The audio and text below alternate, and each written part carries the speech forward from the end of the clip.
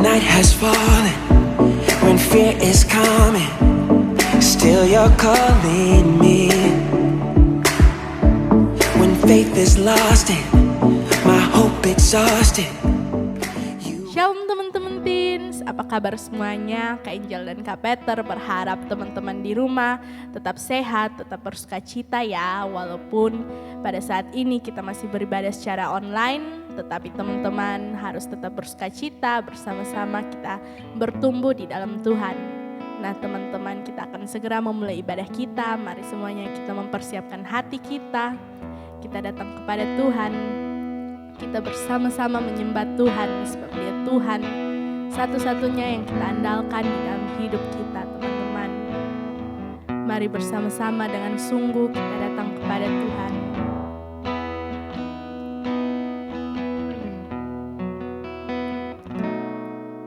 Ku perlu Engkau Yesus, haus jiwaku menantikanmu.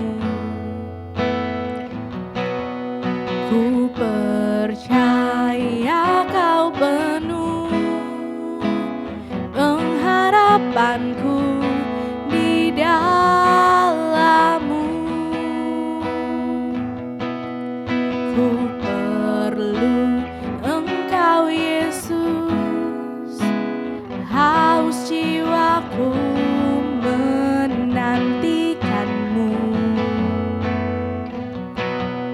Ku percaya Kau penuh pengharapanku di dalam-Mu. Yesus, hanya Kau yang ku andalkan, melebihi siapapun juga. Yesus, hanya Kau yang ku percaya di setiap waktu.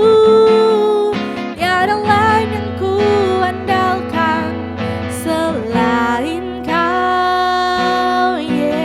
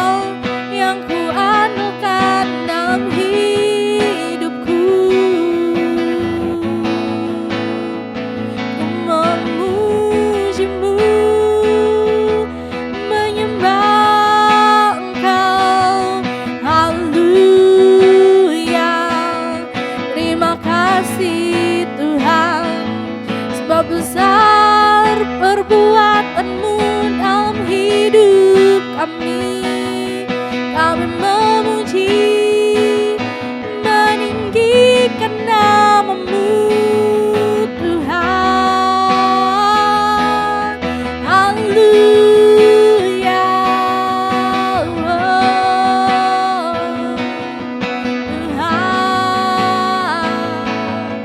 Hanya Engkau yang ku andalkan.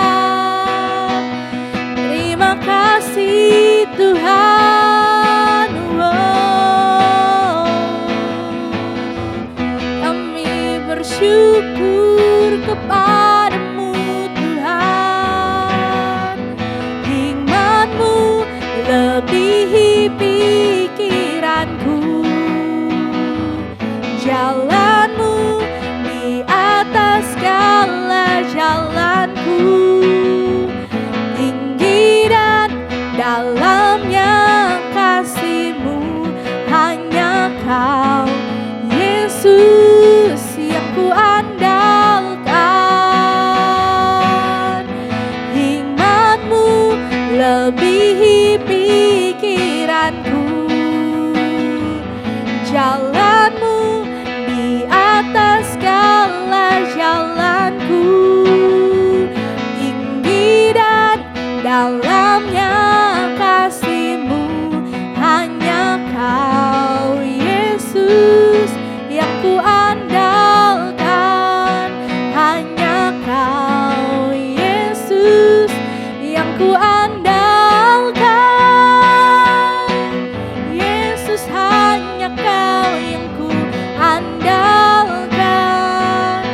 Melebihi siapapun juga. Yesus, hanya Kau yang ku percaya. Di setiap waktu tiada lain yang ku andalkan selain Kau. Yesus, hanya Kau yang ku andalkan.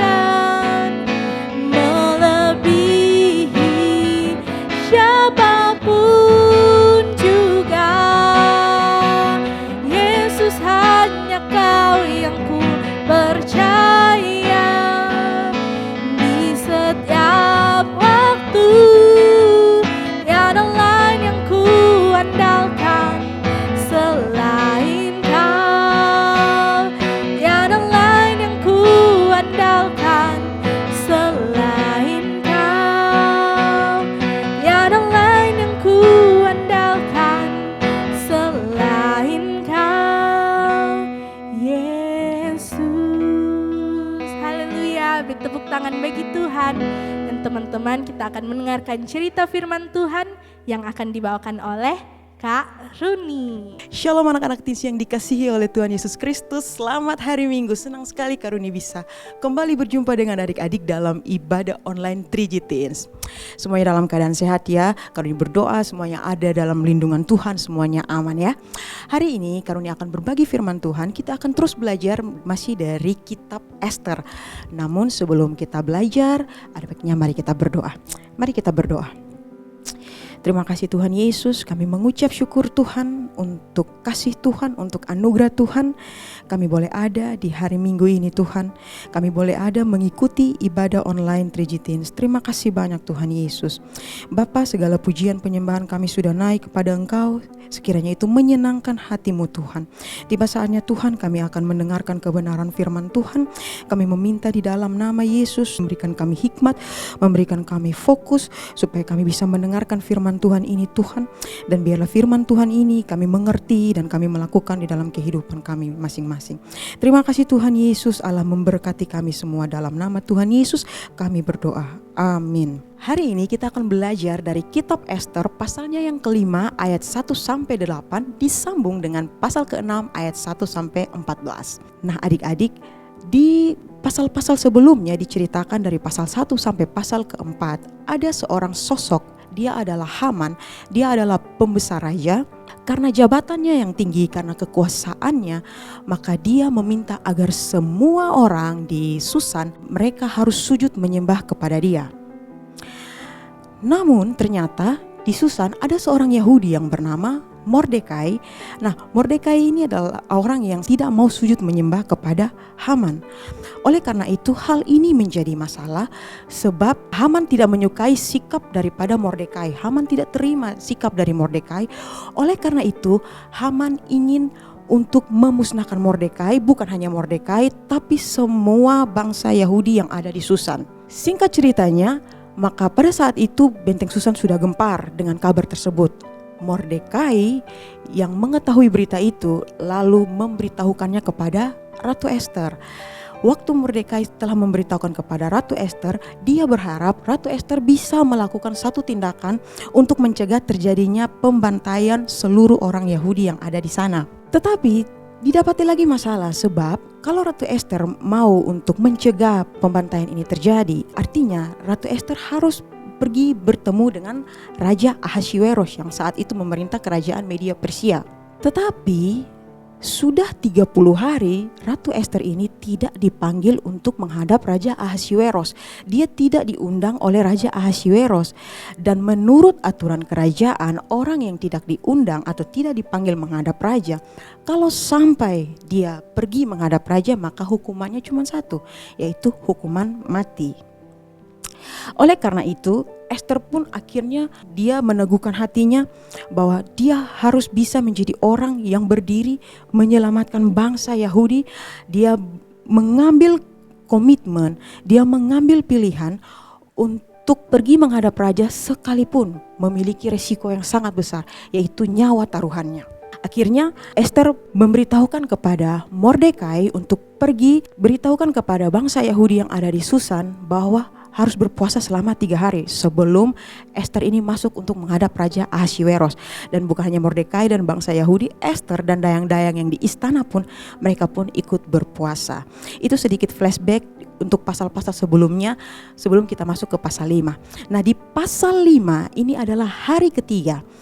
Hari ketiga setelah semua orang Yahudi di Susan itu mereka berpuasa. Pada hari yang ketiga, Ester memakai pakaian ratu. Ester bersiap-siap untuk menghadap Raja Ahasveros. Ester berdiri di pelataran raja, lalu raja melihat Ester. Bisa terjadi 2 kemungkinan adik-adik. Yang pertama, Ester bisa tetap selamat, dan yang kedua yang sudah pasti ketika raja tidak berkenan maka Ester bisa saja langsung mati saat itu juga. Ketika Raja Ahasveros melihat Ester, berkenanlah hati raja untuk bertemu dengan Ester.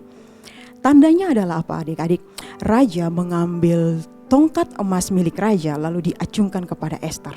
Itu tanda bahwa raja berkenan menemui Ester. Adik-adik, ini sangat-sangat luar biasa. Ester mendapatkan kemurahan hati raja.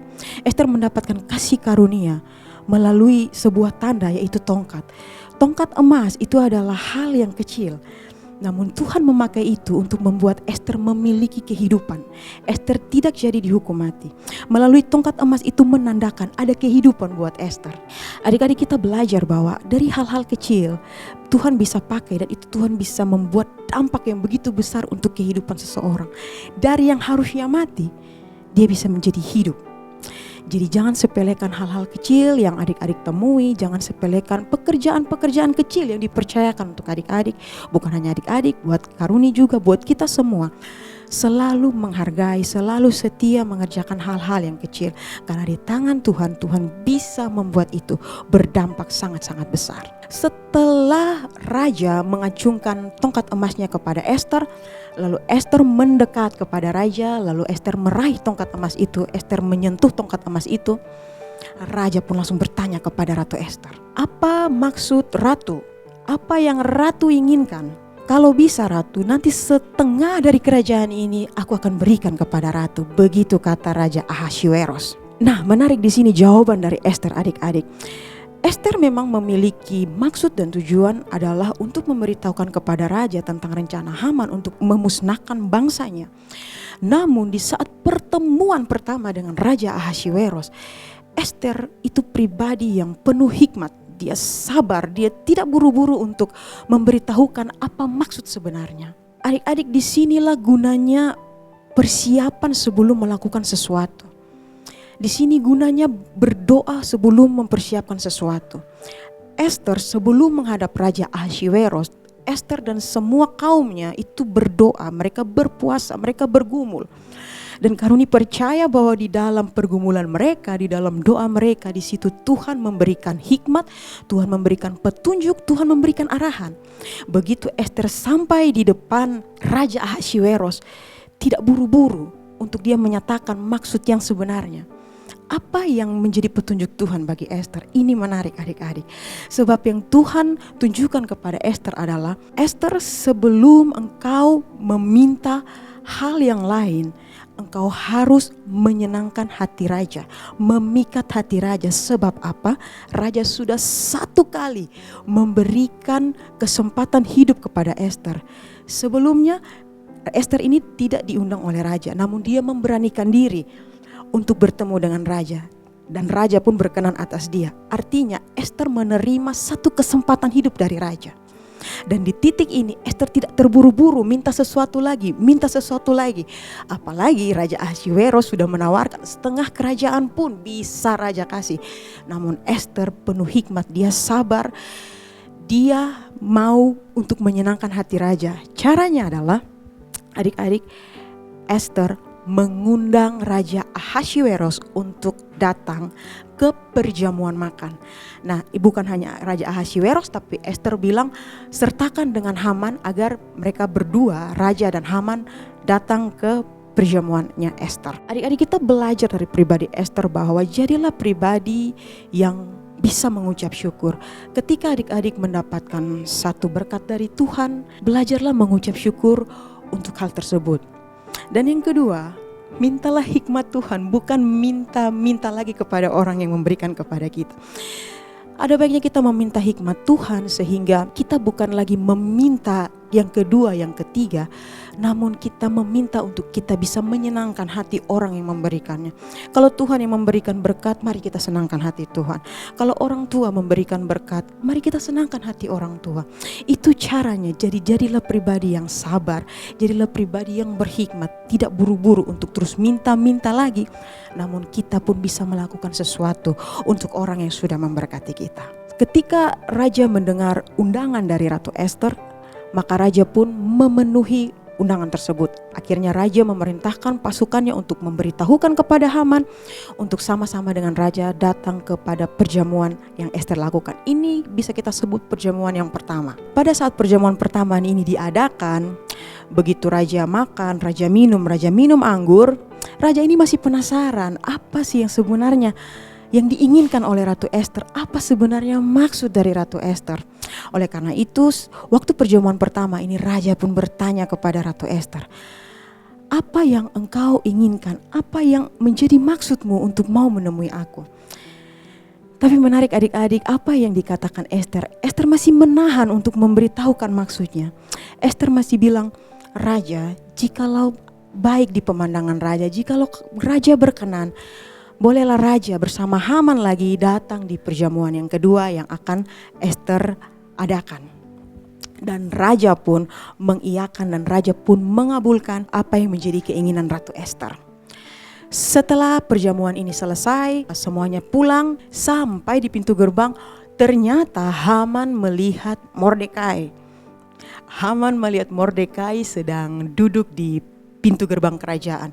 Dan di situ Mordekai masih tetap Mordekai yang sama, Mordekai yang tidak akan pernah mau sujud menyembah kepada Haman. Kesenangan Haman setelah pesta perjamuan pertama itu sedikit terganggu karena sikap dari Mordekai. Sampai di rumah, Haman mulai menceritakan kejadian ketidaksenangan hatinya kepada sahabat-sahabatnya dan istrinya yang bernama Seres. Dan adik-adik tahu di malam itu adik-adik mereka berencanakan untuk mencelakai Mordekai. Mereka berencana untuk membunuh Mordekai. Caranya apa adik-adik? Ini salah satu hukuman yang cukup ngeri, cukup sadis adik-adik. Hukuman penyulaan, hukuman mati dalam bentuk disula. Nah adik-adik, disula di sini seperti kita menyiapkan satu tiang lalu nanti ditusuk badan kita. Jadi adik-adik bisa mengimajinasikannya seperti sebuah daging yang kita tusuk jadi sate. Kurang lebih gambaran penyulaan itu seperti itu. Jadi suatu hukuman yang sangat mengerikan, sangat sadis yang mereka sedang rancangkan untuk Mordekai. Namun adik-adik, kita semua percaya, amin, bahwa Tuhan selalu bekerja. Dalam hal apapun tidak kelihatan, kita tidak rasa, Tuhan selalu bekerja. Di malam yang sama, malam di mana Haman merencanakan sesuatu yang jahat kepada Mordekai, ternyata di malam yang sama pun Tuhan sedang mempersiapkan rancangan yang indah bagi Mordekai. Melalui siapa? Raja Ahasveros. Di pasal yang ke-6, di suatu malam, Raja Ahasveros dibuat tidak bisa tidur. Nah, apa yang dilakukan oleh Raja Ahasveros? Raja Ahasveros tidak berjalan-jalan saja mengitari kerajaannya ya. Orang tidak bisa tidur biasa jalan-jalan. Atau Raja Ahasveros berbincang-bincang. Ternyata Tuhan di dalam rohnya menuntun Ahasveros membaca suatu catatan sejarah. Ada arsip-arsip kerajaan yang ada di kerajaan. Tuhan menuntun agar Ahasveros mendengarkan catatan sejarah tersebut. Dan Ahasveros memerintahkan para pelayan-pelayannya mengambil catatan kerajaan tersebut. Begitu catatannya ada, Raja Ahasveros memerintahkan untuk membacanya. Dibaca, terdapatlah satu nama, yaitu Mordekai. Wow, luar biasa cerita ini adik-adik. Begitu nama Mordekai dibaca, catatannya bilang seperti ini. Ini adik-adik bisa baca di pasal 2, itu ada ceritanya. Pada satu kali ada dua orang sida-sida raja yang bernama Bigtan dan Teres. Mereka adalah sida-sida raja, mereka di golongan penjaga pintu kerajaan. Nah, mereka berdua ini sakit hati kepada raja. Jadi mereka berdua merencanakan, bersekongkol, berikhtiar untuk membunuh raja. Nah, Mordekai ini kan suka duduk di pintu gerbang istana. Jadi Mordekai tahu akan rencana ini, tahu akan ikhtiar mereka mau membunuh Raja Ahasveros. Maka Mordekai yang mengetahui kabar ini, Mordekai sampaikan kepada Ratu Ester. Dan begitu Ester tahu permasalahan ini, Ester pun mengadukannya kepada Raja Ahasveros. Dan Raja Ahasveros memerintahkan seluruh kerajaan memeriksa kabar ini benar atau tidak. Dan adik-adik tahu bahwa di akhir ceritanya ternyata benar. Bigtan dan Teres, dua sida-sida raja ini, mereka merencanakan pembunuhan kepada Raja Ahasveros. Nah, karena perencanaan jahat ini, maka raja memerintahkan Bigtan dan Teres harus dihukum mati dengan cara penyulaan. Itu yang tadi Karuni sudah jelaskan sebelumnya, itu cara yang sangat-sangat sadis, sangat-sangat mengerikan adik-adik. Bigtan dan Teres dihukum, raja selamat, raja tidak jadi dibunuh. Mordekai pun kembali kepada kehidupannya yang biasa. Dia biasa ada di pintu gerbang kerajaan, semuanya normal. Nah, adik-adik, kita lihat di sini bahwa sebenarnya selazim-lazimnya ya adik-adik, kalau Mordekai itu kita bisa sebut sebagai seorang pahlawan ya, karena dia bisa menggagalkan suatu rencana jahat, apalagi ini rencana membunuh raja. Selayaknya Mordekai ini harusnya menjadi seseorang yang hits. Seharusnya berita ini viral di daerah Susan. Tapi apa yang terjadi adik-adik? Semuanya biasa-biasa saja.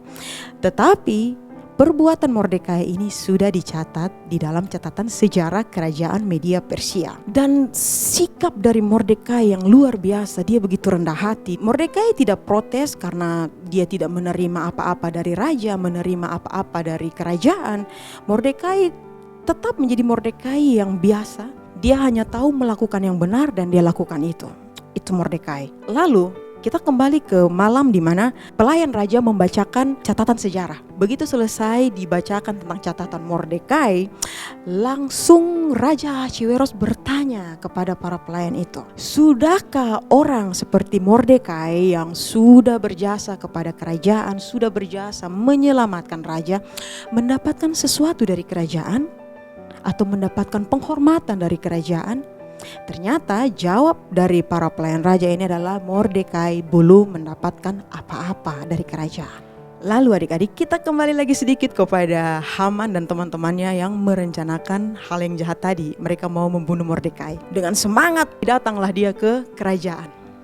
Di pelataran raja mendengar, oh ada siapa di luar sana? Sahut daripada penjaga-penjaga kerajaan, raja itu ada Haman di luar. Maka raja mengundang Haman untuk masuk ke dalam pelataran istana raja. Begitu raja bertemu dengan Haman, maka raja bertanya kepada Haman, Haman, apa yang bisa raja kasih kepada orang yang kepadanya raja berkenan, yang kepadanya orang itu raja mau menghormati dia? Nah, adik-adik, Haman ini memang dia punya sifat sombong, dia memang punya sifat yang angkuh. Dia masih sempat-sempatnya berpikir ya adik-adik, ketika raja bertanya kira-kira apa yang mau dikasih untuk orang-orang yang berkenan kepada raja. Haman ini masih sempat berpikir adik-adik bahwa tidak ada orang di kerajaan ini, tidak ada orang di Susan sini yang bisa menerima hadiah yang besar dari raja, yang lebih layak menerima hadiah yang besar dari raja kecuali Haman. Dia sempat-sempatnya berpikir bahwa hadiah, bahwa penghargaan, bahwa penghormatan yang akan raja berikan itu adalah buat dia. Sehingga apa? Dia menyebutkan hal-hal terbaik. Apa yang Haman sebutkan adik-adik? Yang pertama, untuk orang yang berkenan kepada raja. Yang pertama, hendaklah raja memberikan pakaian raja, pakaian yang dipakai oleh raja, itu yang pertama. Yang kedua, hendaklah raja memberikan kuda terbaik yang raja biasa pakai. Yang ketiga adik-adik, hendaklah raja memberikan mahkota kerajaan.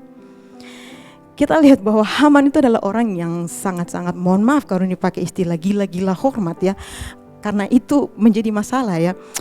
Kalau dia tidak digila hormat, maka dia tidak akan suruh semua orang di Susan untuk sujud sembah kepada dia ya. Nah, karena dia gila-gila hormat ini, maka hal yang keempat yang menjadi hadiah kepada orang yang berkenan kepada raja adalah bawalah orang itu naik kepada kuda yang menjadi hadiah itu, lalu diarak keliling lapangan kota sambil dielu-elukan, sambil diseru-serukan kalimat-kalimat ini. Beginilah kepada orang yang raja berkenan. Demikian ada 4 hal yang Haman utarakan, yang Haman sampaikan kepada raja sebagai imbalan atas orang yang berjasa kepada raja. Lalu adik-adik, menarik. Tadi Haman sudah sangat percaya diri ya. Percaya diri bahwa ini dia yang akan dapat berkat-berkat ini. Dia sebutkan yang terbaik. Namun adik-adik, Tuhan yang luar biasa, Tuhan yang bekerja di tempat yang tersembunyi itu, melalui Raja Ahasuerus memberitahukan, lakukan tepat seperti yang engkau katakan. Tuhan membalikan keadaan, lakukan tepat seperti yang engkau katakan. Jangan lupa satu kata pun. Lakukan itu kepada Mordekai. Di situ adik-adik bisa bayangkan bahwa Haman yang begitu percaya diri langsung jadi, pasti dia bingung, pasti dia terkejut. Kok bisa Mordekai? Pasti dia takjub dengan apa yang dia dengarkan. Itu seperti petir yang menyambar dia di siang hari. Haman pasti sangat-sangat bingung. Namun Karuni suka karena Haman ini adalah orang yang tetap taat. Walaupun keputusan raja itu sesuatu yang dia tidak suka, namun dia tetap taat. Dia melakukan apa yang raja perintahkan kepada dia. Haman sendiri yang mengambil pakaian raja, dia mengenakannya kepada Mordekai. Haman sendiri yang memberikan kuda kepada Mordekai. Dari tangan Haman sendiri mahkota kerajaan dia berikan kepada Mordekai. Dan adik-adik, Haman sendiri kita bisa katakan bahwa Haman ini adalah musuh dari Mordekai. Haman yang menjadi musuh Mordekai, dari mulut dia sendiri, dia yang berseru mengelu-elukan Mordekai bahwa beginilah orang yang kepadanya raja berkenan. Dia arak Mordekai keliling lapangan kota dan dia terus mengelu-elukan nama Mordekai. Apa pelajarannya adik-adik? Ketika sudah tiba waktu Tuhan membela kita, tidak ada yang bisa menghalanginya. Ketika tiba waktu Tuhan sudah mau mengangkat kita, mempromosikan kita, tidak ada yang bisa menghentikannya. Mordekai sudah melakukan perbuatan yang baik. Perbuatan baik, perbuatan jahat, adik-adik semuanya akan ada balasannya. Kita tidak tahu kapan waktu akan dibalas, itu rahasia Tuhan. Bagaimana cara membalasnya, itu rahasia Tuhan. Pesannya adalah, kalau itu baik dan benar di pemandangan mata kita, lakukan. Kalau itu jahat, itu dosa, itu dilarang, itu tidak boleh, jangan kita lakukan. Sebab setiap perbuatan sekecil apapun semuanya dicatat. Perbuatan baik Mordekai itu dicatat. Sekalipun saat itu, saat Bigtan dan Teres mati karena disula, dan Mordekai tidak mendapat apa-apa, tetapi itu dicatat dan Tuhan simpan. Dan di waktu yang tepat Tuhan melepaskan berkatnya, memberikan promosi kepada Mordekai oleh karena perbuatan yang baik dan benar yang dia pernah lakukan. Dan ketika Mordekai mendapat berkat-berkat yang luar biasa, adik-adik perhatikan bahwa ketika Tuhan sudah bekerja, bahkan dari mulut musuh sekalipun akan keluar berkat untuk kita. Bukan untuk dia lagi, tapi untuk kita. Adik-adik lihat cara bekerja Tuhan. Bahkan dari mulut musuhmu pun Tuhan akan membuat dia mengakui kemenanganmu. Sebab apa? Engkau di pihak Tuhan dan Tuhan sedang membela engkau. Haman selesai melakukan perintah raja, membawa Mordekai keliling kota dan mengelulukan nama Mordekai. Dia pulang dengan hati yang tidak tenang, dia pulang dengan berat hati dan dia bertemu dengan istrinya Seres. Lalu istrinya Seres berkata apa? Jikalau engkau sudah jatuh di depan orang Yahudi itu, engkau tidak akan pernah sanggup untuk mengalahkannya. Musuh kita pada akhirnya ketika Tuhan menyatakan pembelaannya bagi kita, musuh kita pun menjadi mengakui kemenangan kita dan mereka tidak akan pernah sanggup untuk mengalahkan kita. Jadi adik-adik, dari cerita yang luar biasa ini adik-adik, kita belajar dua hal. Yang pertama, apapun yang Tuhan rencanakan, apapun yang Tuhan rancangkan, yang Tuhan kerjakan, yang kita tidak lihat, semuanya bertujuan hanya untuk membebaskan umatnya, hanya untuk menyelamatkan umatnya. Tuhan membuat suatu skenario yang sangat luar biasa. Dan pada akhirnya kita lihat bahwa Esther selamat, Mordekai selamat, semua bangsa Yahudi yang ada di Susan, mereka semua akhirnya selamat. Dan yang kedua, adik-adik tidak usah khawatir, tidak usah takut. Pembelaan Tuhan itu nyata ketika kita mengandalkan Dia. Ketika kita tetap menjadi pribadi-pribadi yang tunduk dan taat kepada apa yang Tuhan mau. Mordekai seorang hamba Tuhan, seorang Yahudi yang tahu hanya menyembah Allah. Mordekai tidak mau menyembah yang lain. Mordekai tidak mau menyembah Haman. Dan resiko daripada tidak mau menyembah Haman itu nyawanya terancam. Bukan hanya Mordekai, seluruh bangsanya terancam nyawanya. Tapi mereka tetap satu, mereka tunduk dan taat. Mereka hanya mau menyembah Allah. Dan Allah menyatakan pembelaannya kepada Mordekai. Mordekai diselamatkan, Esther diselamatkan, semua bangsa Yahudi yang ada di Susan diselamatkan. Nah adik-adik, sekian cerita firman Tuhan hari ini. Tuhan Yesus memberkati. Nah adik-adik, mari kita berdoa. Terima kasih Tuhan Yesus, kami mengucap syukur Tuhan untuk kesempatan, untuk kasih anugerah yang kami dapatkan dari Tuhan. Terima kasih banyak Tuhan Yesus, kami sudah mendengarkan pemberitaan firman Tuhan. Biarlah Tuhan kami dimampukan oleh roh Tuhan di dalam hati kami, dalam hidup kami masing-masing. Kami mengerti dan melakukan apa yang menjadi kehendak Tuhan di dalam kehidupan kami Bapa.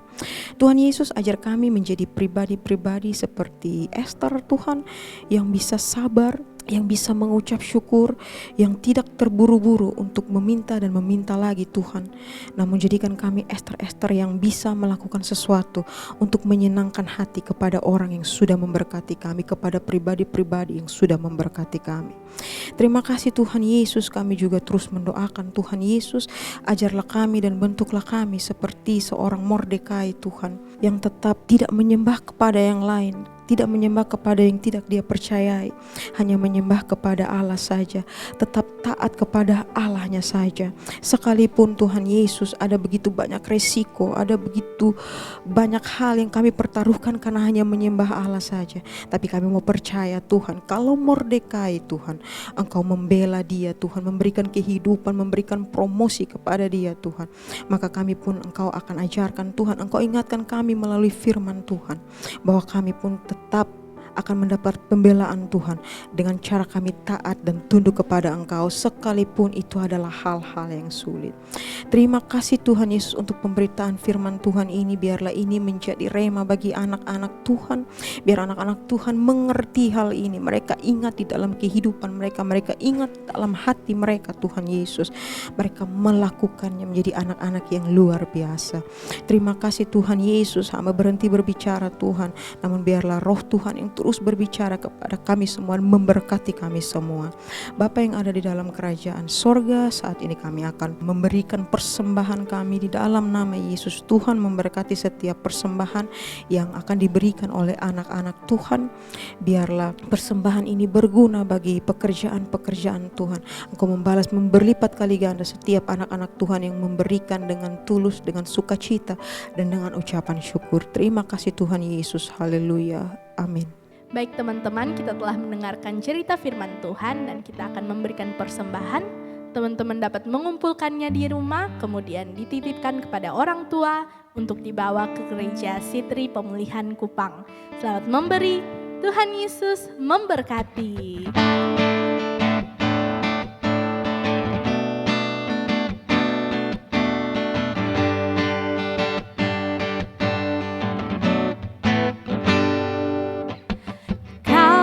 Gunung batuku dan kau, kota bentengku, tak akan ku ragu.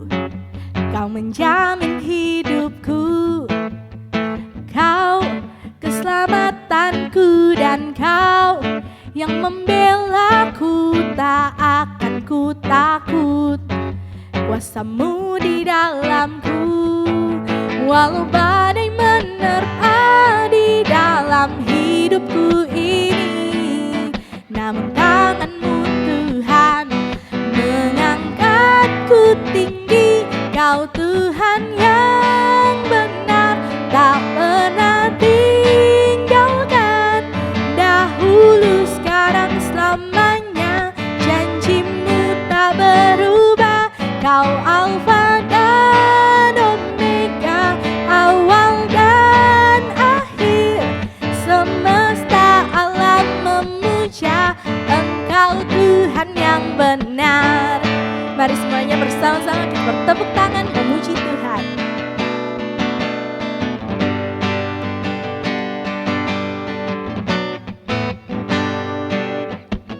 Kau gunung batuku dan kau kota bentengku, tak akan ku takut.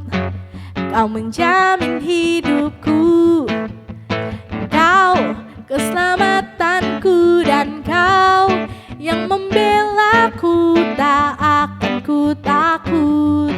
Kuasamu di dalamku, walau badai menerpa di dalam hidupku ini, namun tanganmu Tuhan mengangkatku tinggi. Kau Tuhan yang benar, tak pernah tinggalkan. Dahulu, sekarang, selamanya, janjimu tak berubah. Kau Alfa dan Omega, awal dan akhir. Semesta alam memuja Engkau Tuhan yang benar. Kau Tuhan yang benar, tak pernah tinggalkan. Dahulu, sekarang, selamanya, janjimu tak berubah. Kau Alfa dan Omega, awal dan akhir. Semesta alam memuja Engkau Tuhan yang benar. Semesta alam memuja, semesta alam memuja, semesta alam memuja Engkau Tuhan yang benar. Adik-adik, ibadah kita sudah selesai. Mari sama-sama kita berdoa untuk kita menerima berkat dari Tuhan. Mari kita berdoa. Tuhan Yesus, terima kasih Tuhan, kami sangat bersuka cita, kami sangat bersyukur Tuhan untuk ibadah online 3G Teens yang berlangsung di hari ini Tuhan. Kami menerima berkat Tuhan yang luar biasa melalui ibadah ini Tuhan Yesus. Dan di saat ini Tuhan, kami mau mendoakan Tuhan Yesus untuk bangsa kami, bangsa Indonesia, Provinsi NTT dan Kota Kupang Tuhan. Biarlah Tuhan ada damai, ada sukacita mengalir bagi bangsa, bagi provinsi dan bagi kota kami. Berkat Tuhan mengalir Tuhan. Terima kasih Tuhan Yesus, pulihkan bangsa kami, pulihkan kota kami, pulihkan provinsi kami ya Bapa. Dari masa pandemi yang ada saat ini Tuhan, tetap menguatkan semua kami Tuhan Yesus. Bapa yang ada di dalam kerajaan sorga, berkati juga para pemimpin-pemimpin kami Tuhan. Mulai dari presiden, gubernur, wali kota, bupati, semua yang padanya Tuhan berkenan mereka mau memimpin di dalam nama Yesus. Ada pengurapan Tuhan bagi mereka, ada roh Tuhan ada di dalam mereka, takut akan Tuhan ada di dalam mereka, sehingga mereka boleh memimpin bangsa ini dengan hikmat yang dari Tuhan, sehingga apapun yang mereka lakukan berkenan bagi Tuhan. Kami berdoa terus di dalam nama Tuhan Yesus bagi gereja kami Tuhan, gereja Sitri Pemulihan Kupang. Di dalam nama Tuhan Yesus, Tuhan memberkati gereja kami yang saat ini Tuhan sedang ada di dalam perencanaan pembangunan gereja Tuhan. Tuhan campur tangan Tuhan, sehingga segala proses pembangunan gereja ini dapat berlangsung dengan baik Tuhan. Segala kendala-kendala yang ada saat ini di dalam nama Yesus, Tuhan buka jalan, Tuhan campur tangan, berikan jalan keluar terbaik Tuhan, sehingga segala kendala-kendala ini dapat teratasi dan gereja kami bisa segera dibangun Tuhan. Segala apa yang dibutuhkan di dalam nama Tuhan Yesus, biarlah Allah sendiri yang mencukupkan bagi gereja Tuhan. Bapa yang ada dalam kerajaan sorga, berkati juga Tuhan Yesus untuk setiap program pelayanan gereja, ibadah-ibadah online yang akan berlangsung di sepanjang minggu ini Tuhan. Allah memberkati di dalam nama Tuhan Yesus. Bapa yang ada dalam kerajaan sorga, kami berdoa memberkati Bapa dan Mama Gembala kami Tuhan Yesus beserta dengan anak-anak di dalam nama Tuhan Yesus. Tuhan menolong memberkati keluarga Bapa, Mama dan anak-anak Tuhan. Tuhan jaga, Tuhan sertai, Tuhan berikan kesehatan, kekuatan, hikmat Tuhan, pengurapan Tuhan mengalir Tuhan. Bapa yang ada dalam kerajaan sorga, terima kasih banyak Tuhan. Allah menjaga keluarga ini Tuhan, berikan kekuatan, penyertaan, penjagaan Tuhan bagi keluarga Bapa dan Mama Gembala. Bapa di sorga, kami juga terus mendoakan Tuhan untuk anak-anak 3G Teens Tuhan, di dalam nama Tuhan Yesus. Tuhan memberkati mereka menjadi anak-anak yang luar biasa. Tuhan memberkati mereka di dalam pertumbuhan mereka secara rohani Tuhan. Biarlah mereka terus bertumbuh di dalam nama Tuhan Yesus Kristus, menjadi anak-anak terang, menjadi anak-anak yang berbeda, menjadi anak-anak yang luar biasa, sebab Yesus ada di dalam mereka. Berkati pendidikan mereka Tuhan, apa yang mereka butuhkan di dalam pendidikan ini Allah cukupkan bagi mereka Tuhan. Biarlah mereka terus belajar dengan baik Tuhan, menjadi bekal yang baik untuk masa depan mereka. Masa depan yang indah Tuhan sediakan bagi anak-anak 3G Teens Tuhan Yesus. Bapa di sorga, kami juga berdoa bagi saudara-saudara dari anak-anak 3G Teens dan juga keluarga, orang tua mereka Tuhan. Allah memberkati dalam rumah tangga, Allah memberkati di dalam pekerjaan-pekerjaan mereka. Biarlah orang tua ini mendapatkan hikmat dari Tuhan, mendapat pengurapan dari Tuhan. Mereka mendorong, mereka membimbing anak-anak teens Tuhan untuk terus mau bertumbuh di dalam Yesus Kristus, setia beribadah Tuhan. Terima kasih banyak Tuhan Yesus, kami serahkan anak-anak teens dan semua keluarga mereka ke dalam tangan kasih Tuhan. Kami juga terus mendoakan Bapa untuk yang menemui hari ulang tahun, berkat Tuhan mengalir bagi mereka, umur panjang Tuhan berikan, kesehatan, kekuatan, penjagaan, perlindungan, sukacita, damai sejahtera Allah bagi mereka. Bapa di sorga, kami juga mendoakan Tuhan Yesus untuk yang sedang dalam keadaan sakit Tuhan, di dalam kelemahan tubuh ini Tuhan Yesus, Engkau ada di sana dan berikan kekuatan, berikan pemulihan, berikan kesembuhan bagi yang sedang sakit Tuhan. Berkati mereka Tuhan untuk setiap apa yang mereka konsumsi, setiap perawatan yang dilakukan Tuhan. Allah memberkati melalui semuanya itu Tuhan, kesembuhan, mujizat, pemulihan terjadi bagi mereka ya Bapa. Tuhan Yesus, kami serahkan semua ini ke dalam tangan kasih Tuhan. Mari adik-adik angkat tangan dan kita akan menerima berkat Tuhan. Allah memberkati engkau, Allah memberkati panggilanmu, Allah memberkati pelayananmu, Allah memberkati pendidikanmu, Allah memberkati masa mudamu, Allah memberkati segala sesuatu yang engkau buat. Engkau akan dibuat menjadi berhasil, engkau akan diangkat menjadi kepala dan bukan ekor. Allah melakukan segala sesuatu yang terbaik bagi engkau. Damai sejahtera dari Allah Bapa, cinta kasih di dalam Yesus Kristus Tuhan, dengan persekutuan dengan Roh Kudus menyertai, melindungi kita dari saat ini sampai dengan Tuhan Yesus datang untuk yang kedua kalinya. Semua berkat yang besar ini mari kita semua sambut, kita terima di dalam nama Tuhan Yesus Kristus. Haleluya, amin. Baik teman-teman, ibadah kita sudah selesai. Teman-teman jangan lupa untuk menghafalkan ayat hafalan kita yang ada di bawah sini dan juga mengerjakan aktivitas yang telah diberikan ya. Kiranya Tuhan selalu melindungi dan menjagai kita semua. Sampai jumpa. God bless you and we love you. Bye. When night has fallen, when fear is coming, still you're calling me. When faith is lost and my hope exhausted, you will be my strength.